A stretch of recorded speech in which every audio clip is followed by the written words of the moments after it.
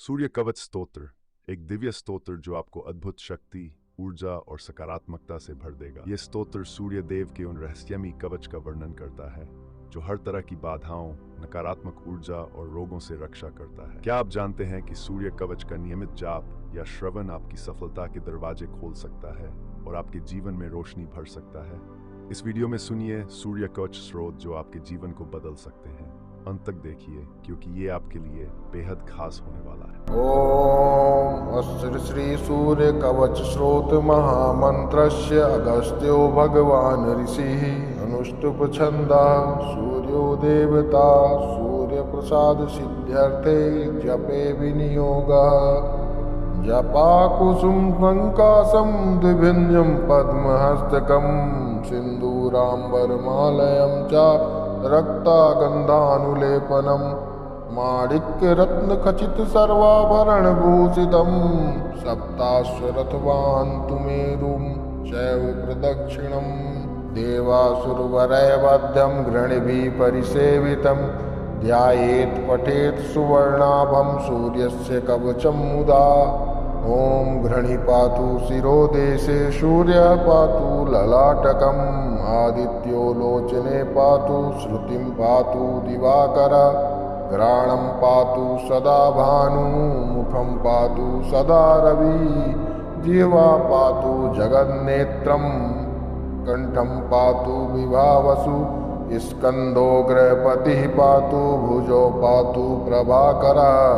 कराब्जकरः पातु हृदयं पातु भानुमान् मध्यं पातु सुसप्तश्रो नाभिं पातु नभोमणि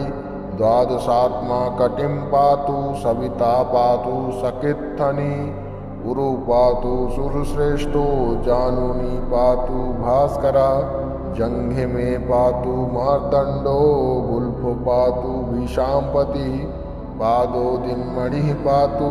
पातु मित्रोऽखिलं वपु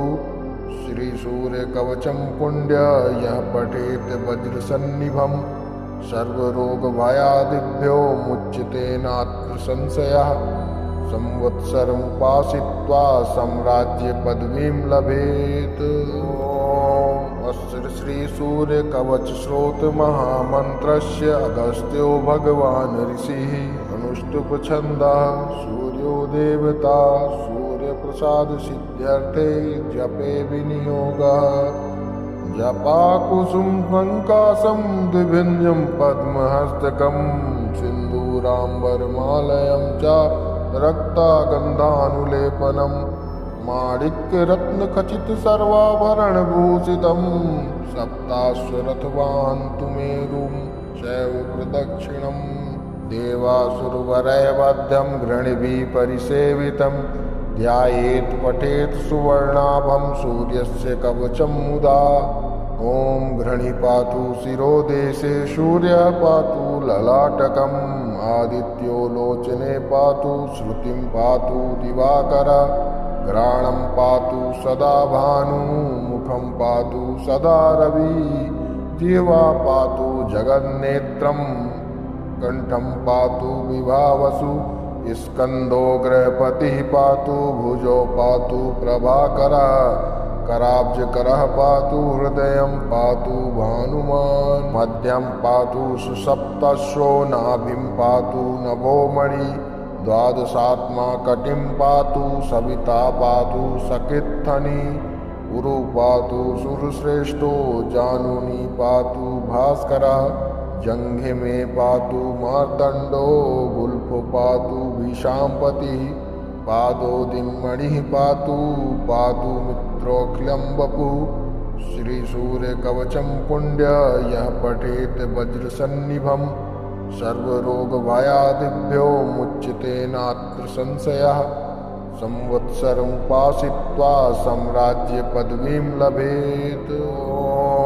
अस्त्र श्री सूर्य कवच स्रोत महामंत्रस्य अगस्त्यो भगवान ऋषिः अनुष्टुप छन्दः सूर्यो देवता सूर्य प्रसाद सिद्ध्यर्थे जपे विनियोगः